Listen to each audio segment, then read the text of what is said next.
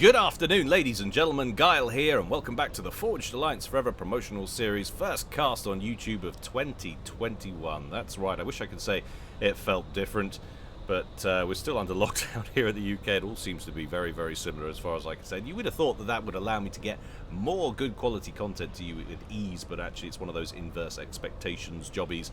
I am, of course, trapped at home with all my little younglings, so yeah, getting the content to you is challenging, but I am determined nonetheless to provide all of your shiny metal mayhem needs going forth as usual. And yeah, over the Christmas break, I hope you had a good one, incidentally, good Christmas and New Year. But over the break, I managed to break the 40k subscriber total on YouTube, which is it's a small YouTube channel, I know, but as far as they go, but it's quite a big deal for me. So yeah, like immediately, show your amazement by liking this video at that threshold that I've managed. I'm surprised, I'm amazed any of you stick around, but thank you so much nonetheless for doing it. You're all truly marvelous, and your reward today shall be some 2v2 mayhem. I believe this was actually from a tourney. I saw a post on the forums, but had no replies to it on the tourney section, where they linked a 2v2 tourney. I've seen lots of similar sounding names go up in the replay vault of team this and team that, and this was so named, so called as well. So I think this is from that tournament, but I've got no other information to bring you at all on that front, so just bear that in mind in the back of your head. Otherwise, I've labeled it as a custom 2v2, and the action is going down on Funeral Plains. I'm ready, you guys are ready, and the players are sure as hell ready. So let's go on over to the game zone and see how they're going to get on. Chain. Ka-ching, instant loading. It means that vaccine's going to work. I'm excited. Let's call this team 1 up here at the top and this team 2 down here at the bottom. Going first for team 1 over here, it's the Wreck going UEF. How very sensible in Ferrari red, opening first land. And his teammate over here in mellow yellow, it's Terminal, also going UEF. So team 1 flying the flag for the UEF, which means I'll be smothering myself in essential oils later and standing in front of the mirror, inhaling deeply through my nose. And he is opening first land, second air. Let's check out team 2 down here at the bottom. A different set of races. We've got 7 here in Elephantine Grey. He's going Seraphim, and he's opening first land. And his teammate over here, Haza99. Sounds German, but who can say? Here he is. And he's going Aeon in Baby Blue, opening first land. So there we have it. Game quality at 98%. That's about as balanced as it can get. I don't know how, actually. I suppose the averages between them there, it's about a 35-point global rating differential, which is tiny. So there we have it. That's why that is so high. But yeah, highest rated player, 7. He's going to be the one to watch out for, the one that Team 1 are going to want to scalp as quickly as possible. And lowest rated player there, Haza99. And the 2 players from Team 1, Wreck and Terminal, 1664, 1657, virtually identical. Virtually no difference between them in the slightest. Funeral Plains, we're well aware of this. Check this map out a million times. Lots of smog down here in the bottom right hand corner, which generally makes it difficult to see unless you zoom in, but it is a plateau as well, so there's not generally a huge amount of fighting going on down there. There's a little tussle every now and again to get control of the 4 mass points that are littered down that way, but looks like the first to get involved with some harass will be Terminal, coming down the eastern edge of the map there with a Mech Marine and a Snoop. And he's going to head through that canyon in between the 2 plateaus in the bottom right-hand corner. Can we get a look on where he's going? So the waypoints, bringing those 2 units in right around here, right where you'd expect engineers to be as they expand out towards that hydrocarbon. Will he be able to pick those engineers off, I wonder, before they finish the hydro? Quite a lot of hydros dotted around. There's another spot over here which an engineer is making his way to.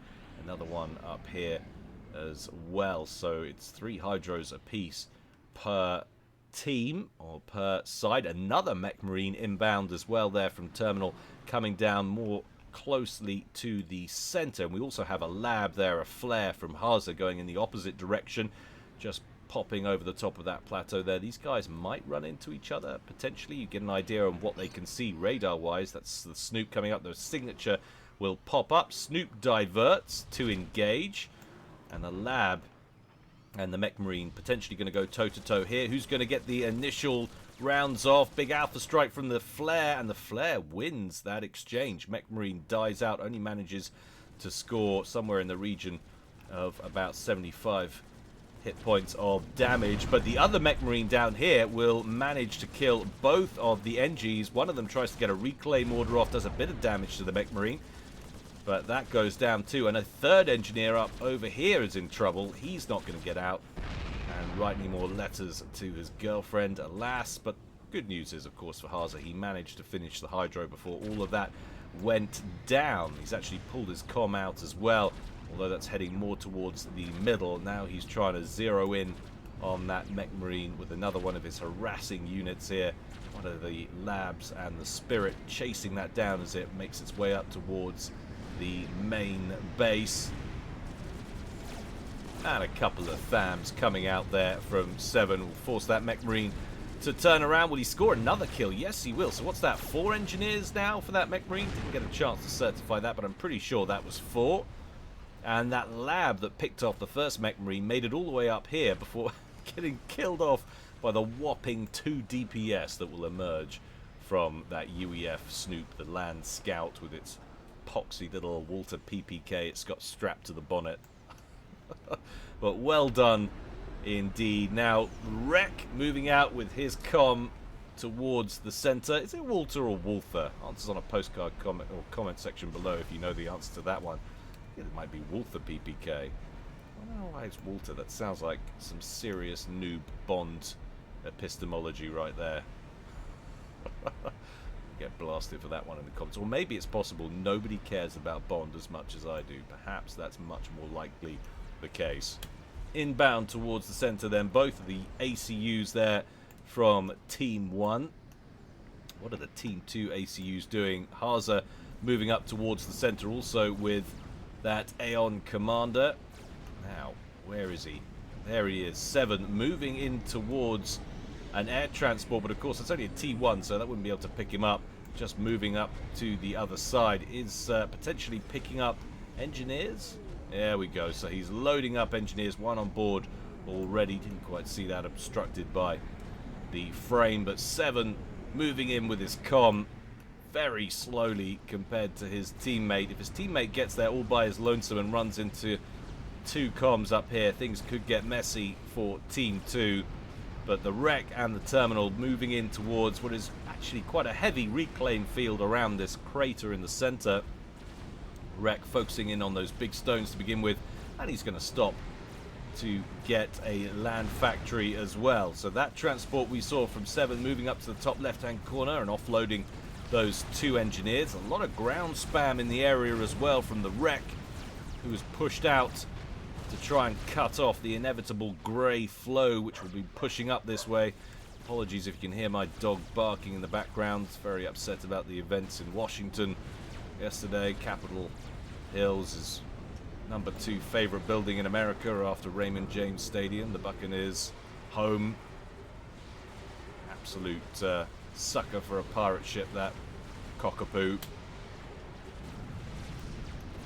Nothing like a little bit of barking to let me lose my train of thought, but a lot of engineers bunched up in the center here for Haza, grabbing as many stones as possible, not too far away from some strikers over here, but they seem to be more concerned about the units on the plateau, and that's probably a sensible decision right there. And Haza, not liking the look of those 2 ACUs, looks like he's going to back away to what is probably the midpoint between the main bases and that central crater. Both ACUs threw down a land factory there for the Team 1 players. So I'm liking the setup early game from Team 1. A little bit of an installation embedding over here from 7.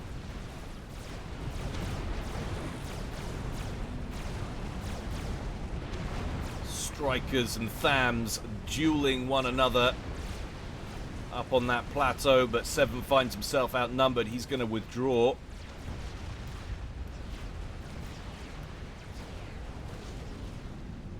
Chariot lurking at the bottom of the screen, ferrying engineers back and forth, no doubt. Haza chasing a leaky front line as Striker penetrates with a couple of tanks, almost manages to take out a T1 mech and runs into a secondary battalion moving towards the front there of Auroras. And Haza's gone from the bottom right-hand corner as well. That's what that Cerberus turret fire I could hear in the background was. Cliff edge affording those engineers some good protection.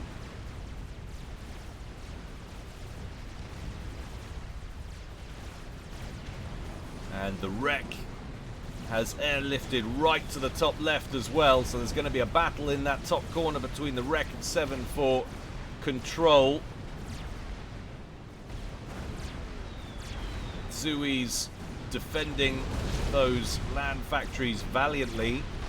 The engineer that was working on that third one has been taken out at some point.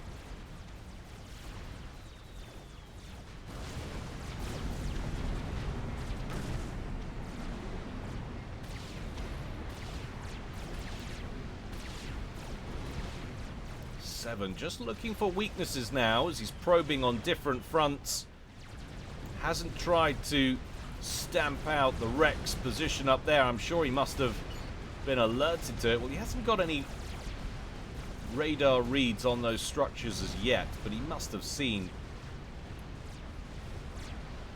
the presence of those troops as evidence, he would have thought, of some kind of factory up there. But who can say? There's an awful lot going on. It would be an easy miss to make.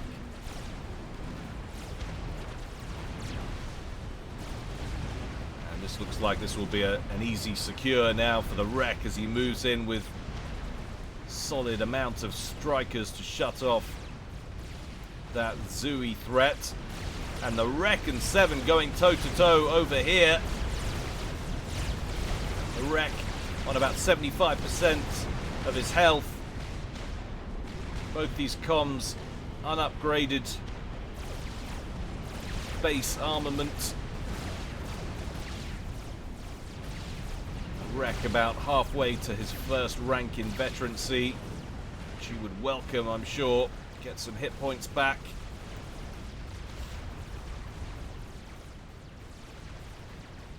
Now, where exactly? There he is. I was wondering where Terminal's ACU had disappeared to. Cheeky little run by from 3 Auroras over here. Might bag themselves a couple of engineers for their trouble. Mongoose lying in wait. Oh, it's not bad. Snags 3 engineers or so working on reclaim orders. And 7's actually managed to take out that central factory belonging to the wreck, denying that reinforced point. 7 pushing pretty deep into hostile territory there. Managed to get a point defense up and running, a second one on the way as well. Engineer looks like he might survive to complete that. There's still these 3 factories up here. How many resources is 7 going to deploy take that top corner? Gun upgrade on the way for the wreck. 60% done there. How will that affect the balance of power in this portion of the map? 7 about to find himself out-muscled in the upcoming comm battle, I'm sure. Oh, a few engineers being airlifted down to the bottom right-hand corner now from Terminal, who offloads 3. And is yet to issue new orders. Is Haza aware? He is aware, or should be. Definitely see them on the map. Solid work by 7 though. Looks like he's going to devote a lot of resources to holding on to this top left corner, as bulldozed those land factories belonging to the wreck. But 7 completes a gun upgrade on his comm. That completed awfully quickly. Let's have a very quick look on eco-wise. It's pretty close. Seems to be about maybe a 1.5k advantage overall to Team 2, 87 to 86, 85.5 rather.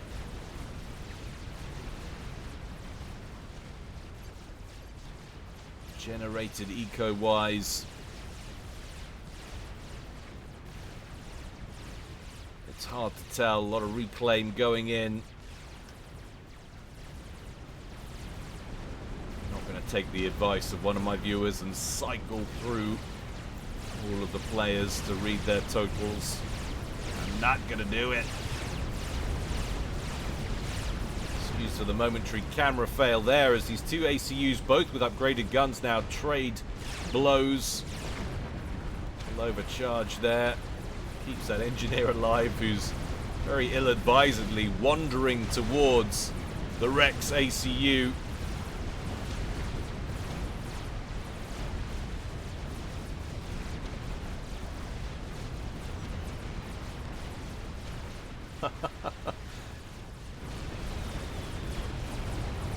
Wreck unimpressed by these blazers turning up. We've actually got Percivals on the field, so the Wreck pretty much bypassing Tech 2 altogether and going straight for T3 assault bots. Getting some Mongoose assistance from the east as well. That little attack by Haza shot down without much difficulty.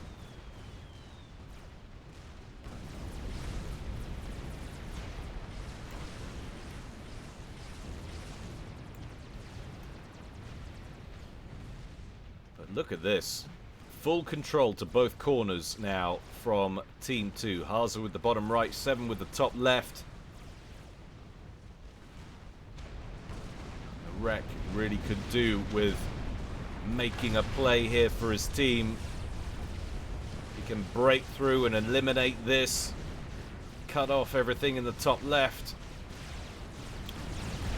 That would be nice, but 7 chasing down this is actually quite a small force.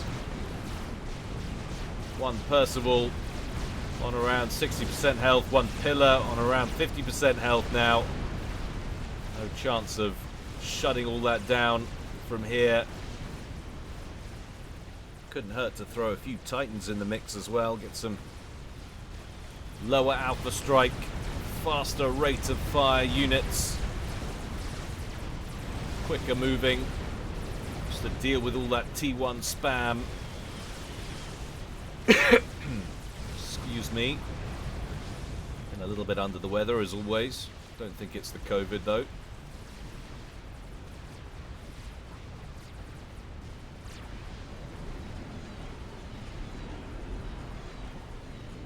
So the Wreck on around 11,800 HP. Where has 7 gone? There he is.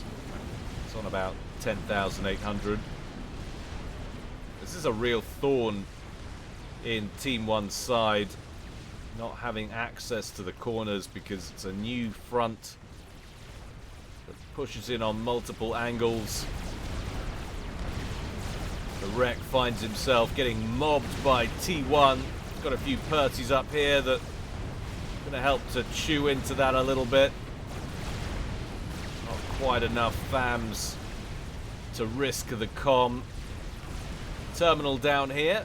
He went T2 engineering suite with his upgrade and has thrown down some point defense, some triads. Run by on the cards here from Haza 99s. He moves in with a whole bunch of blazes and a couple of asylums for cover. And there are the Titans out for terminal instead.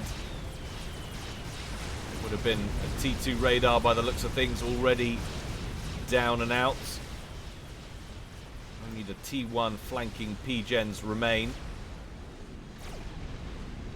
The wreck managing to get one Percival up into the top corner at least. Finding it hard to deal with mobile Zoes as they lob their mortars in his direction.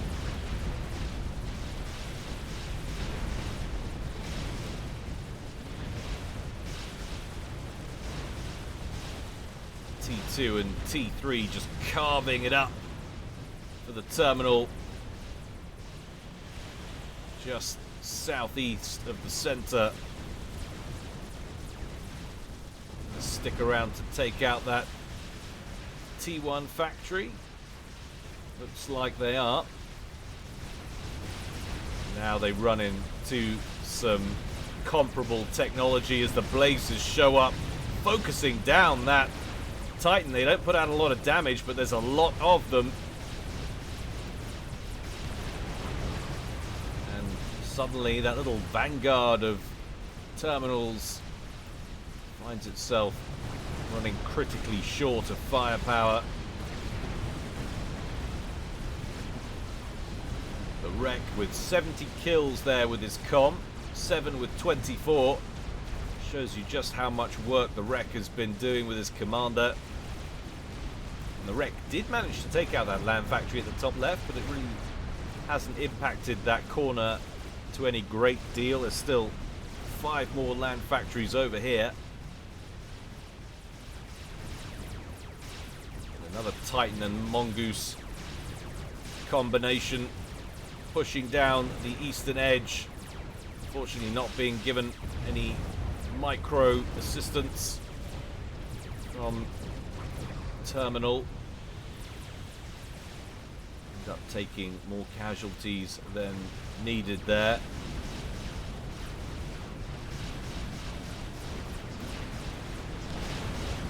Another little bit of pressure, similar unit composition. 1 Titan, 4 or 5 Mongoose.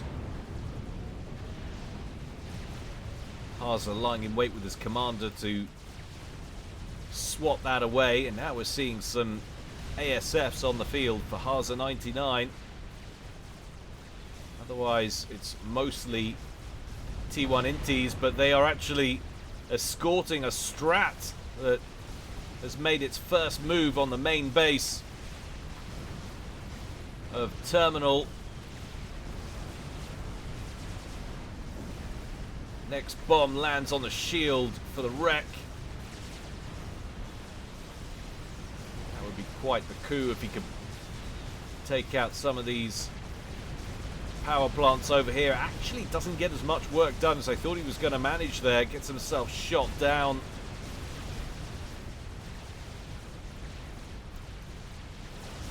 Back to the ground game over here. The wreck has taken a bit of a battering. He's still on about 10,900 HP.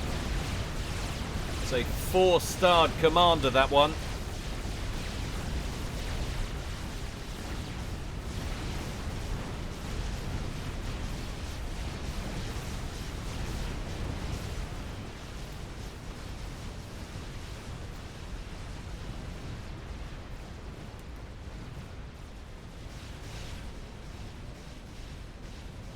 Another little run by from Terminal.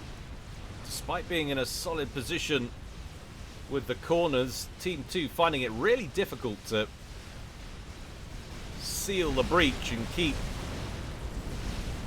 Terminal out, keep stomping through. And that's actually quite a sizable force. The defensive force over here, which now features some T3 units. We've got a couple of Harbingers in there now. They're busy chasing that first group that made through, and there's a second one coming in behind it. How are they going to react? Well, they're actually going to move to intercept these Titans over here, and there are now 5 Titans in that pack.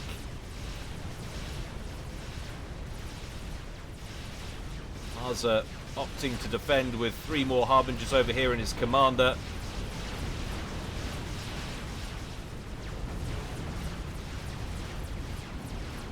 That will get the job done pretty nicely. Tech 3 upgrade on the way for Terminal. Looking to solidify that position in the center, I should imagine. Get some Ravager point defense out.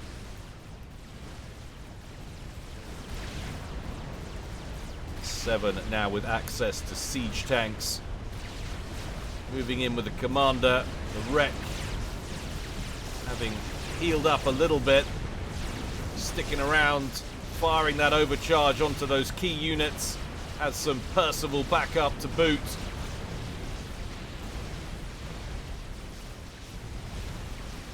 Restorer gunships inbound as well from Haza.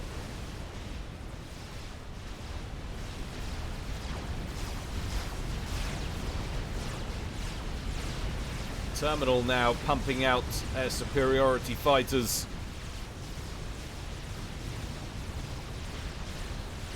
So both these teams suddenly getting involved in the air game and opening it up. The wreck, sub 10,000 hit points now, in full retreat, eats a strat bomb from a passing shocker. Haza now hanging a left. What keeps shooting it down? There's a SAM there, a flare. But the wreck down to 5,000 hit points in full retreat. As the power in Seven's attack runs dry.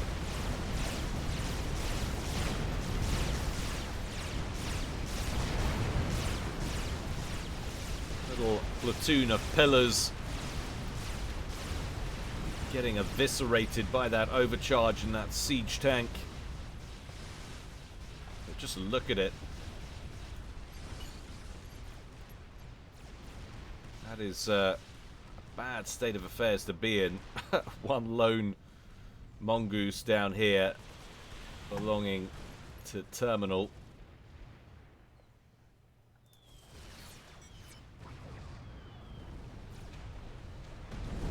T1 bombers trying to pick off an Obsidian.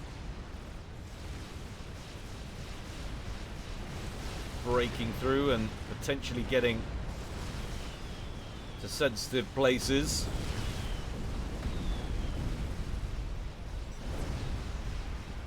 Nice little bit of dodging, keeps him alive for a bit longer, but he's not going to survive the inbound Titans.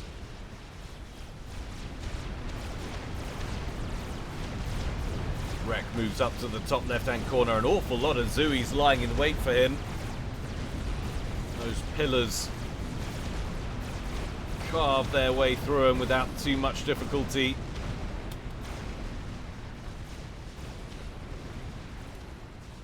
Nano repair upgrade on the way for the wreck, who has finally reached 5 stars. It's going to be a chunky commander in the center. No more ranks in veterancy to come for him though, so nano repair, if he continues to want to use that offensively or defensively, but as a central military linchpin, no bad thing to get some nano repair on. Get that armor plate regenning quickly. Harbingers sandwiching some units for Terminal there. And getting the shield gen as well on the commander. Where are we actually going with this is the question. It all looks like Team 1 playing catch up to Team 2's fiddle right now, dancing to their tune.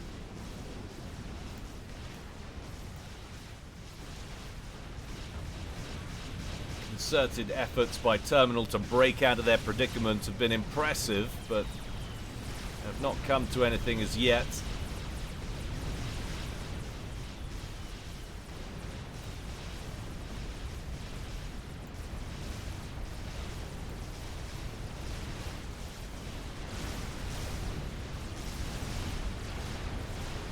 Shield complete on the wreck and his comm.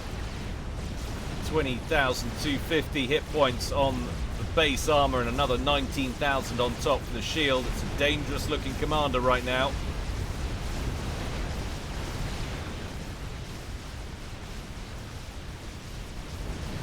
Seven trying to breach in through the top near the edge of the map. One siege tank remaining. Oh, but look out. Terminal finds himself absolutely mobbed by Harbingers over here. He's in full retreat. He's in the yellow, 6,200 hit points. He's got a couple of Percivals in to help. Overcharges one Harbinger, but they all focus in on the comm. This could be Terminal's exit right here, right now. Boom. 27 minutes and 50 seconds. Terminal is ejected by Haza 99. And full share, regrettably on. Must be a tournament condition. So somewhere a fairy has died from terminal anal fissures. Poor thing. Itched himself to death.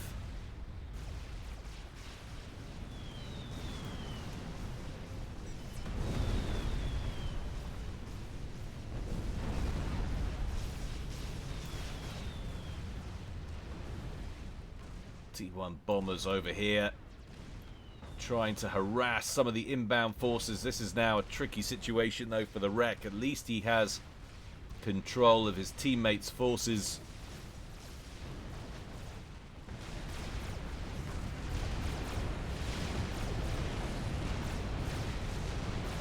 Nice to see teamwork going on. Seven sharing units with his teammate.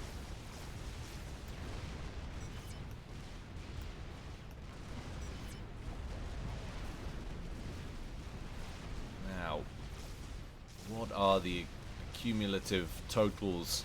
Where are we at eco-wise? So the wreck on about 419. The reclaim for him has completely stopped for the time being. He's got large groups of engineers massing over here. You see that flat total not changing at all. So very little reclaim going on compared to what's happening on Team 2 side of things right now. Team 1 actually up overall in total. I don't know if that's down to reclaim over the long haul. Team 2 on 95k. So there must have been a time there when Team 1 were up on generated eco. There's been so much going on, we haven't had a chance to really zero in on the eco side of things. Percival's up here in full retreat for the wreck. A couple of pillars as well. Some flak, some skyboxers. Really just backing up in the face of this T1 spam. They're going to win out ultimately. One siege tank coming in to cause some problems. The amount of Percivals to the wreck increasing dramatically. Pretty similar generated totals overall. Bit by bit, Team 2 catching Team 1's main total. It's surprising, but I guess Team 2 have been so focused on offense, perhaps ecoed slightly less hard than Team 1.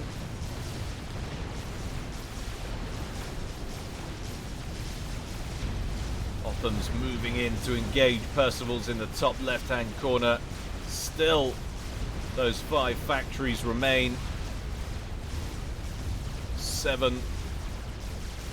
That position of his up there, a thorn in the wreck side. The last Percival succumbs, one lone pillar retreats. It's a nasty group of Percys moving in down here. Lots of potentially vulnerable engineers just hanging out nearby.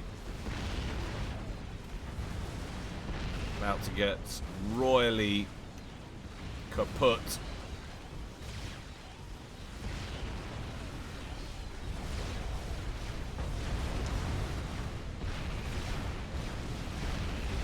large group of Harbingers moving in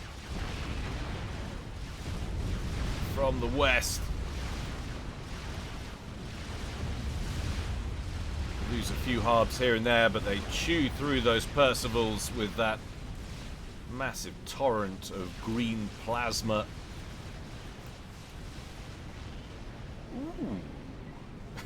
That was a quizzical ooh, wasn't it? GC on the way. 65,000 hit points out of 100k. The experimentals from Team 1 anytime soon. No, lots of factories though.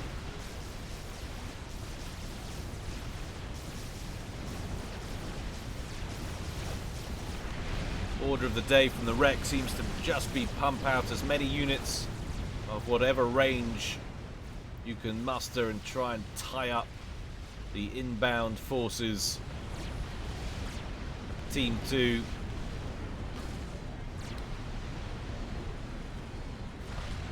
4 Percivals, enough to shut down that impending invasion through the canyon there.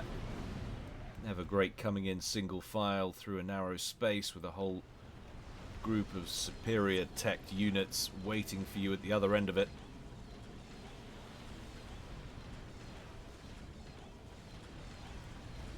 I was just chilling with the Harbs down here at the bottom right.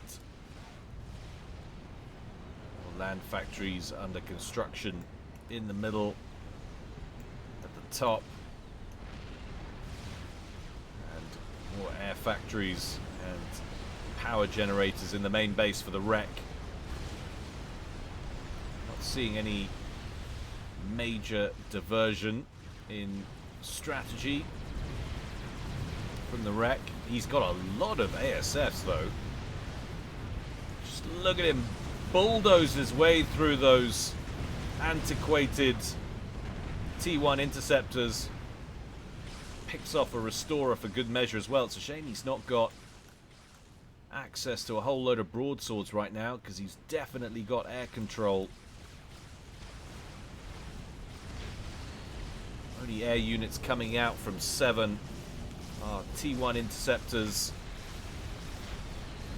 We do have solid air tech from Haza. He's got a strap bomber lying down there, but massively outnumbered in ASFs. But he's completed his Colossus.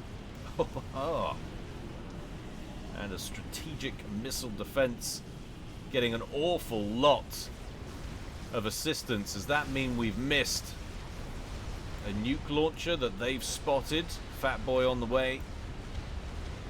Doesn't look like it, unless I'm missing it, which, let's face it, I'm pretty good at. It's right there. So, and that's nearly loaded. Hasn't got anything assisting it. How far are we off an anti-nuke? Oh, not far. If the wreck were to prioritize that nuke launcher, could probably squeeze one out and land a nuke right in the center. But as it stands, with all the engineers assisting that,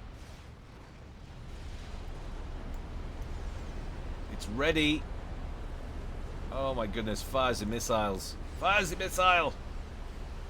No! Missed opportunity, wreck.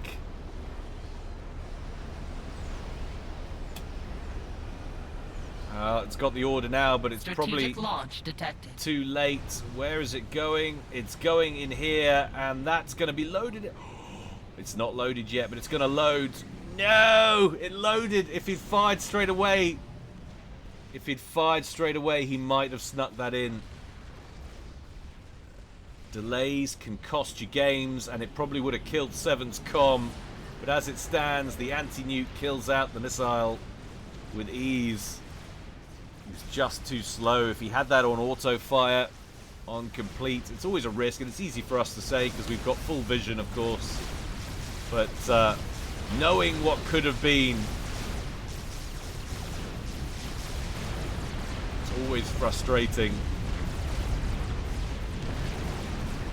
Percival's guarding the top left corner for the wreck, just mobbed and squashed. Starting to get some strap bombers queuing up over here. How's Harza doing on ASF numbers? Because 7, we know, is not producing them, so it really is. So only 30. Compare that to the Rex.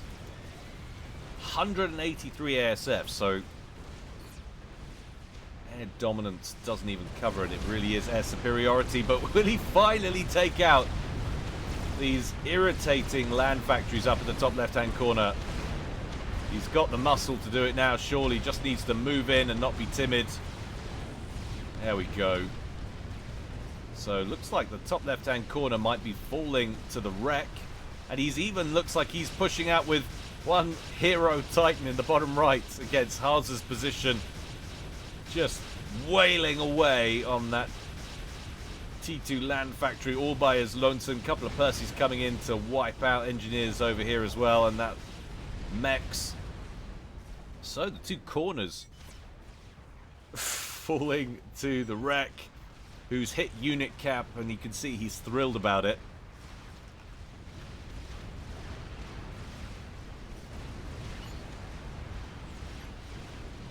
Unit count not showing up, interestingly. I thought it used to when you were in observer mode and you select that player. Might be a feature that needs fixing for Supreme Scoreboard. Maybe I just imagined it. I'm sure you used to be able to see that. Fat Boy about to be 75% complete and go green. There we are on HP.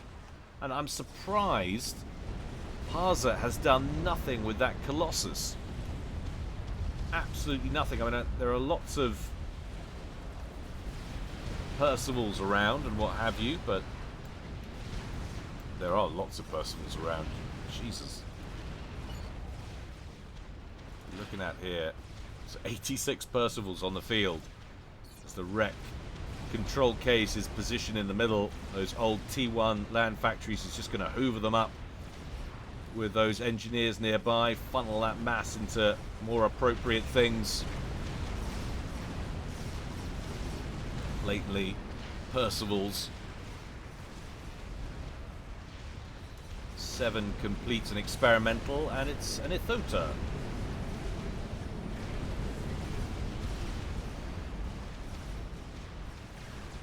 That's going to be directed north at what is a nasty looking group of UEF units moving forward.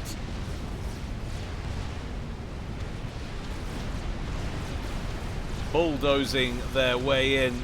Sniper bots on the ridge in jeopardy as the pillars break over the top of the hill. ASF's trade blows.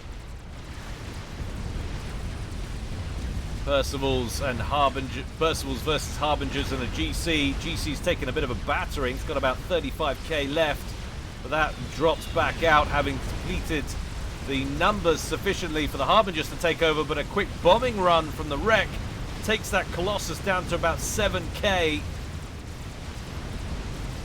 Oh, 2.5k.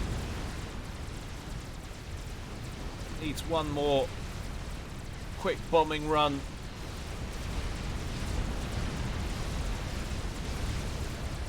Surely he's going to send them back in.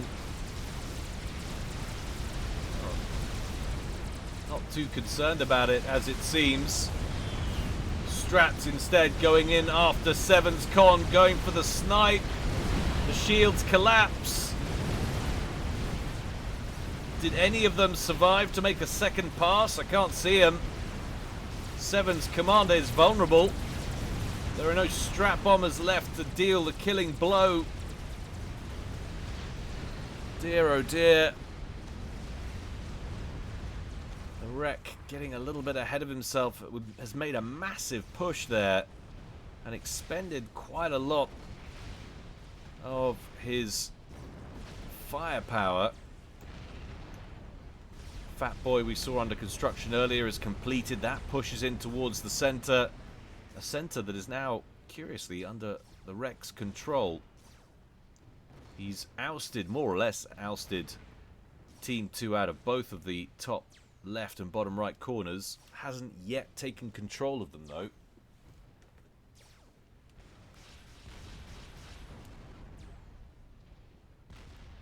Suddenly goes a little bit quiet for a moment there, but the fat boy rolls into range to shatter the silence and then promptly gets outpaced by the units and has to stop firing. It looked like that was going to be very dramatic for a second there, and then suddenly wasn't. Rolls up. There we go. Starts firing once again.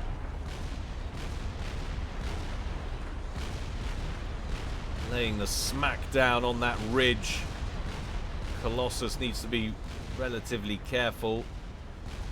Took a absolute pummeling from those strats. Doesn't want to eat any unnecessary fat boy fire and suddenly get deaded.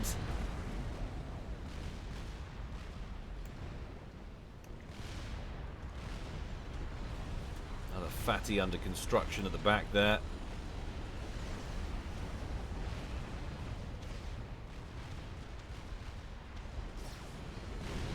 Where are we at on Percival numbers after that last attack, I wonder? Well, down to 68. We were in the 80s earlier, weren't we? And that was some time before the actual attack commenced. So the wreck actually lost an awful lot of Percivals in that engagement. Siege tanks moving out. They're still hitting the Percys, but the Percys having great trouble landing blows because of the shape of the land.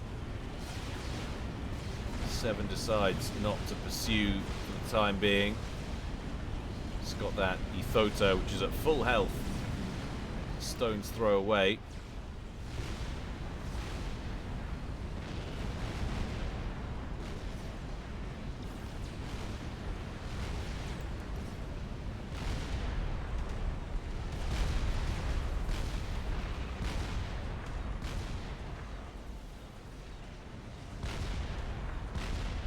It's a thing of beauty, isn't it?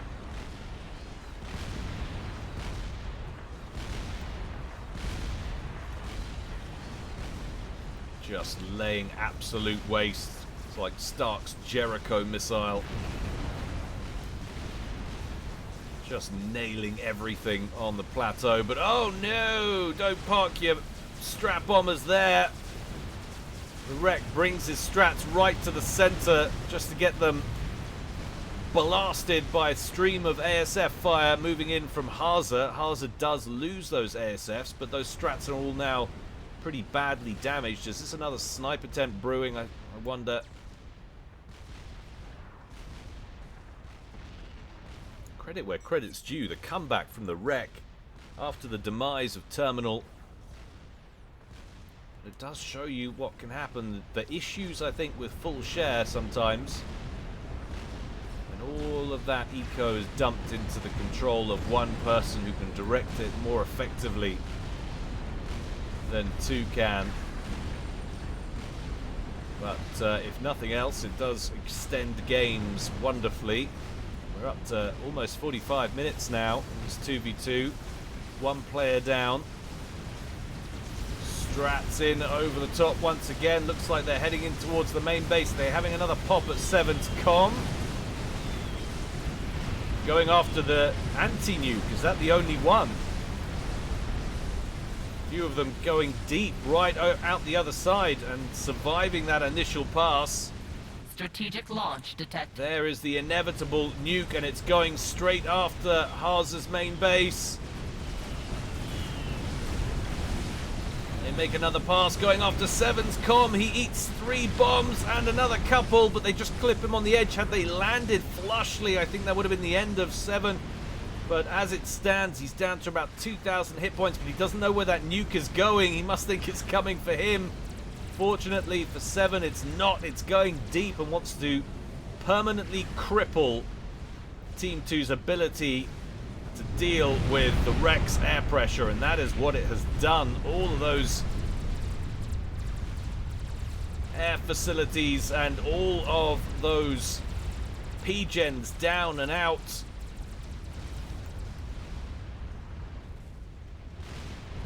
That's a deadly collection of experimentals, though, that Harza and Seven have amassed. Might be about to lose one or two GCs too. Literally a mosquito's burp away from death. That one on about 4,700 hit points. That one on about 1,200.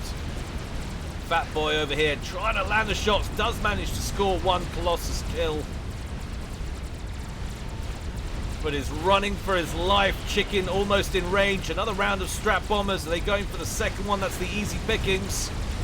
Actually, it looks like he's gone for the first, hoping, I guess, that the AoE will deal with the Colossus, but the Percival's lying in wait. Sure, manage it. Fat Boy goes down. Chicken still looking good on around 71,000 hit points with 68 kills, 70 kills now to its name.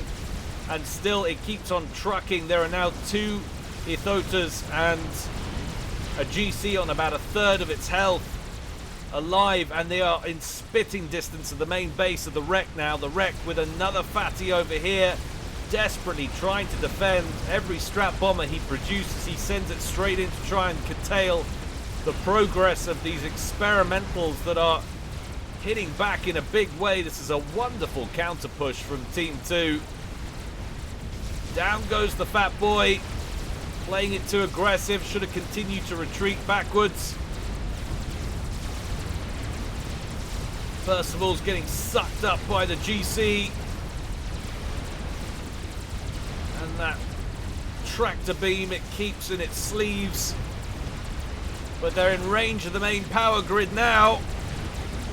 That wonderful piece of play we saw not so long ago with the sniping of the SMD followed by the nuke might all be about to be undone as the Colossus and 2 Ethotas just go stomping through the wreck's main base. Wow!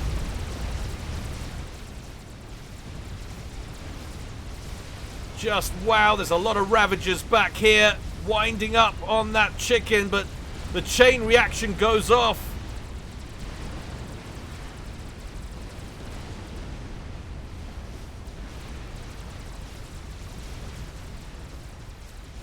And still 2 experimentals alive. Where is the Rex comm? Does it even matter? Can he continue after that rampage?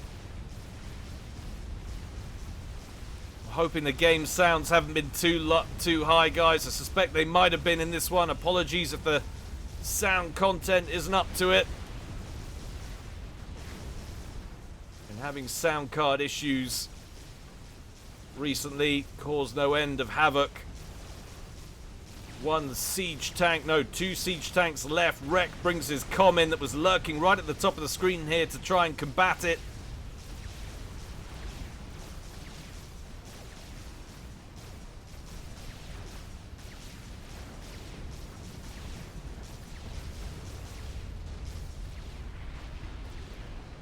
Wow. And now, after that massive retaliation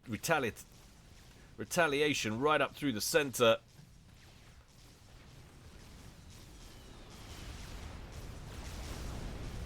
the wreck suddenly finds himself in a pretty precarious position. He's lost all of that air production infrastructure, pretty much all of his power. He's got 1 T3 fusion reactor there with just 1,000 hit points left on it. And he's got 3 T2s back here. How is he faring? Leaves him with about 3,000 power net. That was a solid counter push after having eaten a nuke in arguably the most sensitive part of their infrastructure. Now, you would imagine the great rebuild. My Percivals are expanding out again from the wreck.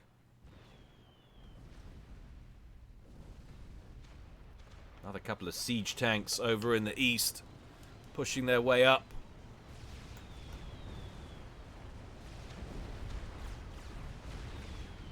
"50 minutes gone in this one. Just get the feeling that that might have turned the page a little bit. That last counter-strike, where are we at generated eco? Well, it's now a huge advantage collectively for Team 2. Bouncing up between 250 to 300 mass advantage. The wreck might be sitting on this extra territory, but up at here and down here, but it's all a bit meaningless right now.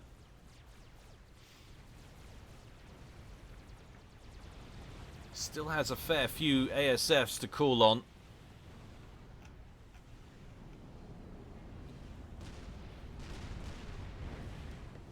Pillars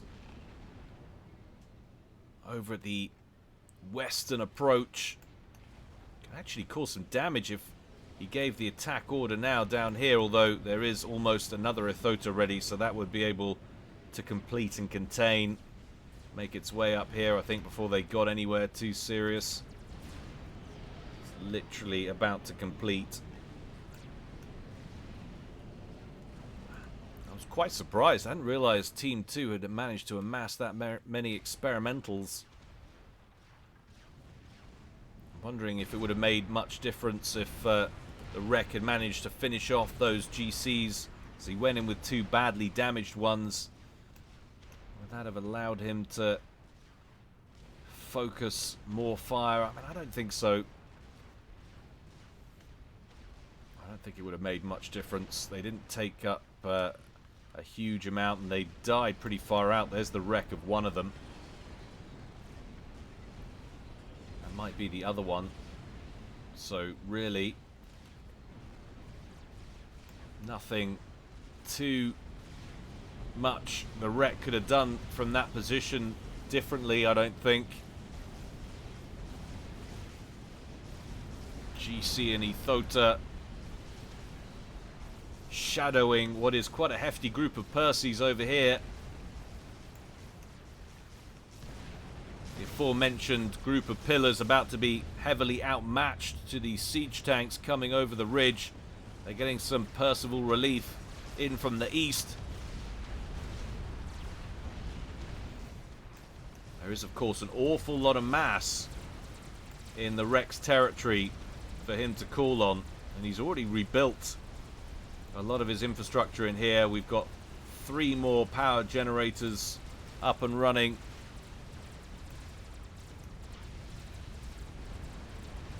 The recovery is real.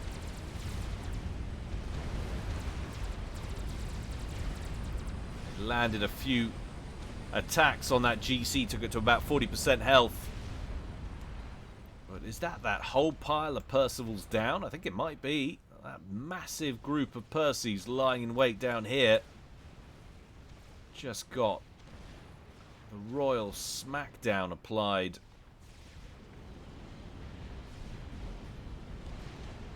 Do they continue to press? That's the question. So, broadsword gunships, the order of the day for the wreck, who is still pretty comfortable that he's got air control after landing that nuke. 7 has not gone for ASF production in any way through this game. It was all Haza. Haza, concerned about the potential air situation, has now switched to Redeemer production and is now pushing forward with as many T3 mobile anti-air as he can produce. Try and keep those experimentals safe from gunship attack. The inevitable gunship attack, which is sure to be on its way soon in the next fight. Approaching 1 hour. Some people could probably say this would have justified the label of an epic, but haven't seen any game enders, haven't seen any T3 artillery. Sort of more than just game length, I think.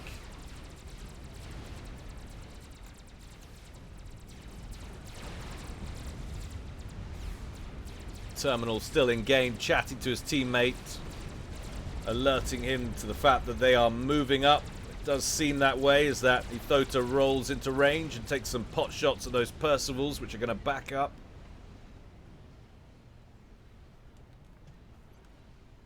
check out that kill-loss ratio for 7, 2.25. He has been clinical in this match. The wreck has lost an awful lot of units, but he has done superbly considering he is fighting this one all by himself and has come back in the mid-game from what was looked like a losing position, but he's left it late to move with this fat boy after just singing his praises, and he's going to lose it unnecessarily. Not paying attention there, could have hung on to that and done more damage to these inbound forces. Another fat boy back here at the main base though, he'll be glad for that. What broadswords he's managed to produce are dispatched. They lock in on that first Ethota, but look at that lightning fire from the lightning tanks back here, and then of course all of these Redeemers make absolute mincemeat of those broadswords. Down goes GC back here. Ethota over here is going to go down. Lightning Storm's going to cause more problems for the incoming Seraphim troops. The wreck pulls his ASFs out of the way of that storm to make sure they don't get into trouble. And suddenly Team 2 find themselves withdrawing once again from all of these Ravagers at the main base, and another fat boy that's just completed. The to and fro in this one is something else. It really is. Percival's moving in from the west. One good alpha strike should take care of the chicken, although they are now directly underneath it. So the ensuing storm will affect them. He seems to want to focus in on these Redeemers though, and I don't blame him. The Redeemers and the lightning tanks causing problems for his air units, which he'll want to use again soon, I'm sure. Ion Storm procs. Starts picking off vulnerable Percivals as it meanders its way around them. One GC plus another building. Second just started, so Terminal keeping an eye on the situation. Wondering if he's just dispatched a scout plane or whether he's got access to vision. That part of the setup for this tournament.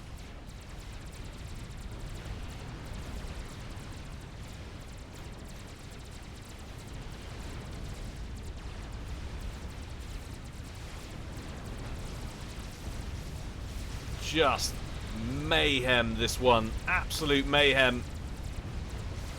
Show your appreciation with a like, why not?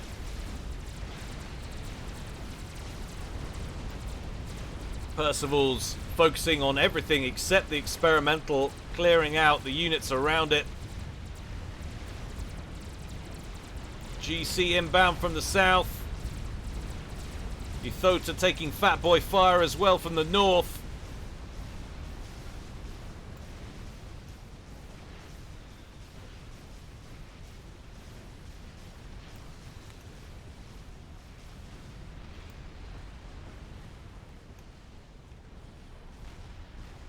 Not quite back up to full operational strength that he was before that massive attack that punched a hole in his base.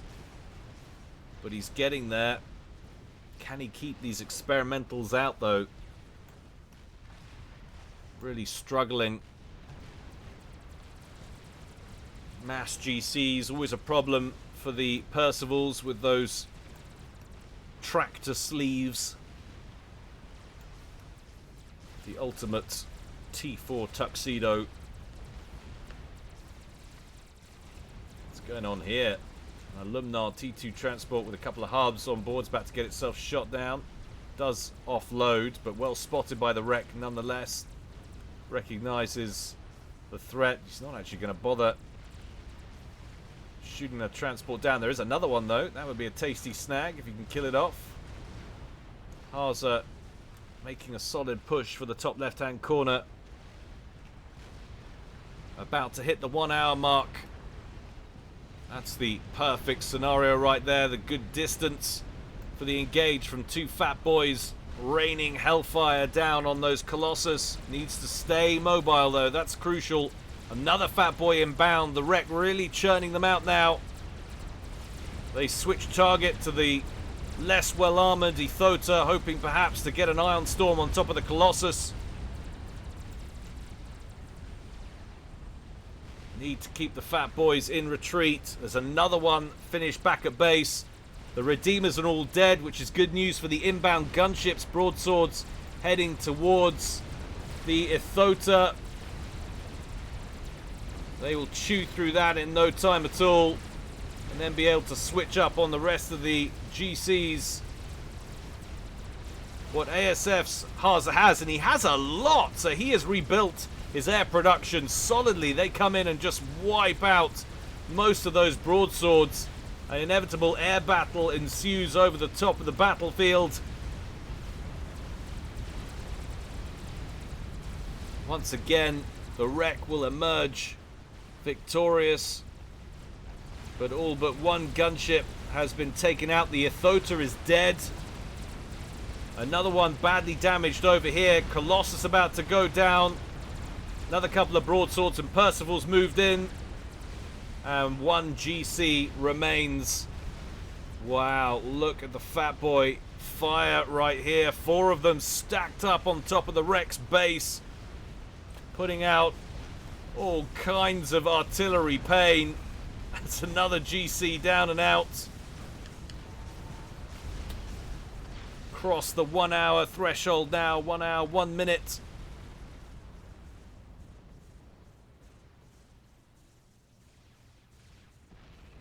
What a match. Alumnar again out from Haza over to the eastern approach. How deep is he headed? Not deep at all. He's going to offload right there.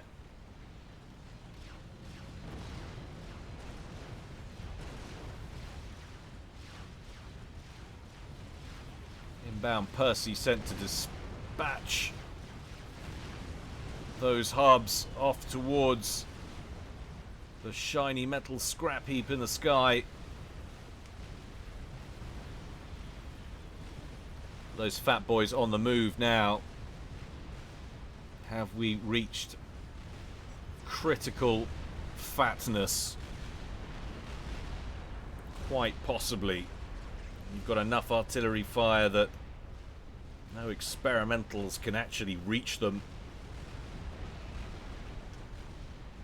They can just slowly make their way up towards the main base.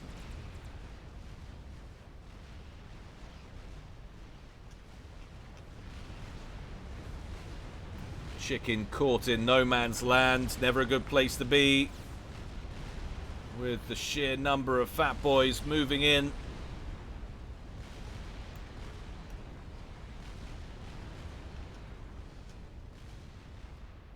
Amazing, the wreck is still in command of the mexes in the bottom right hand corner. 4 T2s he's sitting on down there. About to lose the one in the top left though, which is a T3. Always painful. Now what, if anything, can he do here? Now speaking of artillery, an emissary on the way.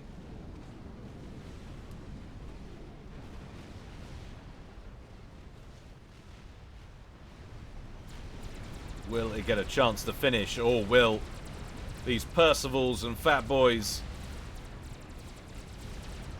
end the match right here and right now? And Ethota lying in wait for them. Fat boys could do a lot worse than to prioritize that and prevent those Percivals from getting a reaming. These Alumnars causing all kinds of havoc now, being airdropped all over the place. Top left hand corner down and out. Another Harb lying in wait down here. Another one pushing deep up towards the top of the map.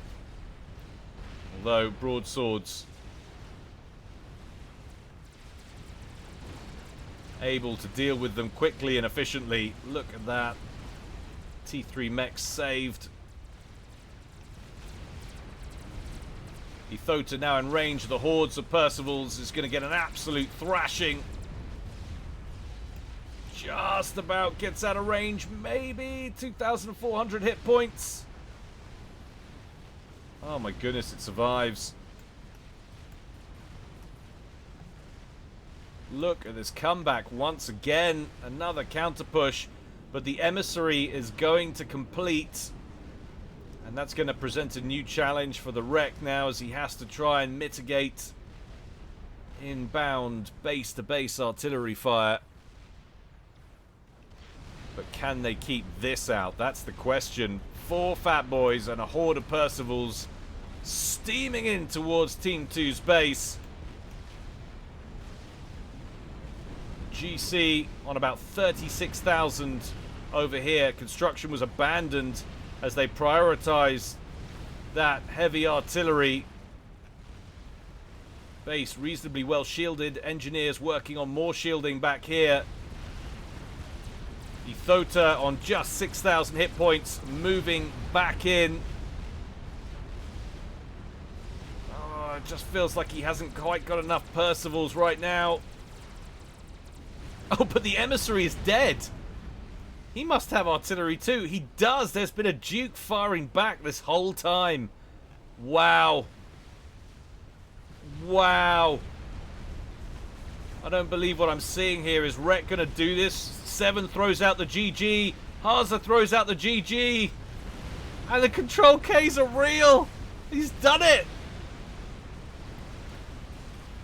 That's insane. Just insane. GG indeed.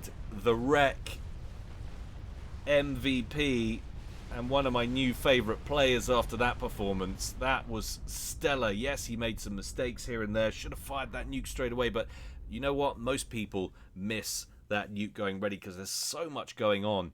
And you don't always want to set it to auto-fire because you don't want to waste the nuke if the situation has changed without you looking at it the whole time. So, you know, you literally would have to be sit there waiting for it to assess the situation and go. And he wasn't that far behind. It was clutch timing. Certainly, if he had done, this game would have been over a hell of a lot sooner. It would have been an easier win for him. And definitely could have worked a bit better with some of his micro on the Fat Boys. But to pull out that win with all of the pressure that was coming northwards from Team 2 throughout this game, absolutely insane. Well done, sir. And well played to Team 2 as well. You did excellent work in the early game. You took out Terminal. It was very nice indeed.